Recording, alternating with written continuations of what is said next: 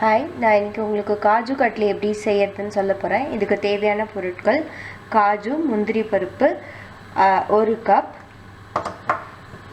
சர்க்கரை 1/2 கப், தண்ணி 1/4 கப், நெய் 2லேருந்து 3 டீஸ்பூன்.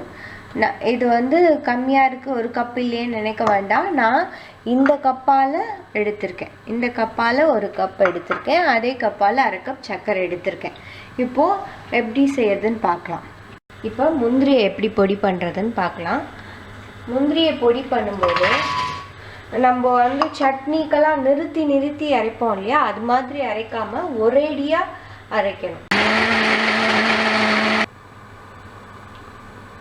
இது மாதிரி பொடி பண்ணிக்கணும். இது மாதிரி பொடி பண்ணிட்டு அடுத்தது நம்ம தட்டில் இது நெய்யை தடவி வச்சுக்கலாம். கொஞ்சமாக நெய்யை ஊற்றிட்டு ஒரு டீஸ்பூன் நெய்யை ஊற்றிட்டு தட்டில் தடவி வச்சுடலாம்.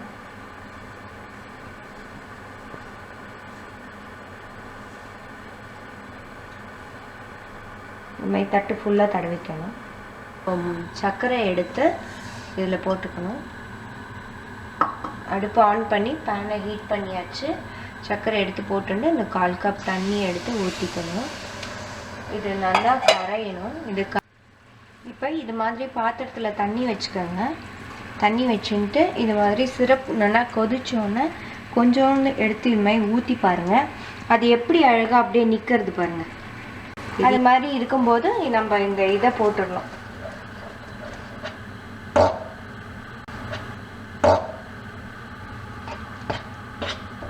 இந்த முந்திரி அரைச்சி வச்ச முந்திரியை போட்டுக்கணும். ஃபுல்லாக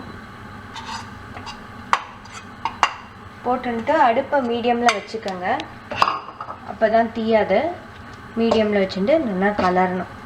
கலரிட்டு அது ஒரு இதே மாதிரி தண்ணி பக்கத்துலேயே இருக்கட்டும். ஒரு பால் இது நல்லா கலரிண்டே வரணும். கலரிண்டே வரும்போது ஒரு பால், இந்த தண்ணியை கையில் இது மாதிரி தொட்டுன்ட்டு அதை உருட்டி பார்த்தா பால் மாதிரி வரும். அந்த ஸ்டேஜில் எடுத்து நம்ம தட்டில் கொட்டிடணும்.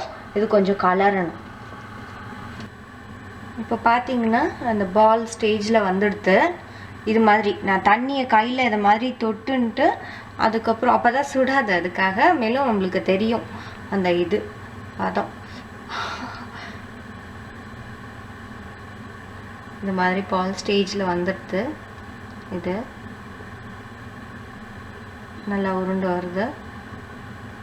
இந்த ஸ்டேஜில் அதை எடுத்து நம்ம அந்த தட்டில் ட்ரான்ஸ்ஃபர் பண்ணிக்கணும். அழகாக அப்படியே சுருண்டு வந்துடும். இப்போ தட்டில் எடுத்து நெய் தடவி வச்சோம் இல்லையா, அந்த தட்டில் போட்டுக்கலாம்.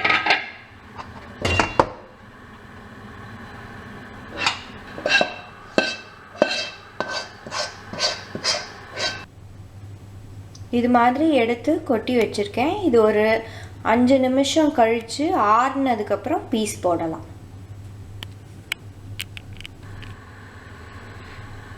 நம்ம பண்ணி பிளேட்டில் இது பண்ணி எடுத்து வச்சுருந்தோம் இல்லையா, அதை இது மாதிரி நல்லா ஆறுனதுக்கப்புறம் இது மாதிரி சப்பாத்தி மாவு மாதிரி இது பண்ணி பிசைஞ்சுட்டு இதை ஒரு சப்பாத்தி ரோலர் இருக்கு இல்லையா, அதில் கொஞ்சம் நெய் தடவிட்டு அதை அட்டி நல்லா சப்பாத்தி மாதிரி ரவுண்ட் ஷேப்பில் இது பண்ணிவிட்டு டைமண்ட் ஷேப்பில் கட் பண்ண வேண்டியதான். இப்போது காஜு கட்லி ரெடி. நான் எதுவும் ஃப்ளேவர் ஆட் பண்ணல. உங்களுக்கு வேணும்னா நீங்கள் ஃப்ளேவர் ஆட் பண்ணிக்கலாம். காஜு கட்லி ரெடி.